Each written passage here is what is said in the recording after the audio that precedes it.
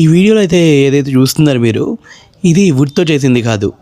చాలా జనాలు కిచెన్లో వాటర్ ప్రాబ్లం వస్తుంది, వుడ్ ప్రాబ్లం వద్దు మనకు అనేసి వచ్చారు. సో అలాంటి వాళ్ళ కోసం ఏసీపీ షీట్తో చేసాము. ఈ కిచెన్ అనేది చాలా బెస్ట్గా ఉంటుంది. అండ్ ఆబ్వియస్లీ వుడ్కి కొన్ని ప్రాబ్లమ్స్ ఉంటాయి, అలాగే దీనికి కూడా కొన్ని ప్రాబ్లమ్స్ ఉంటాయి.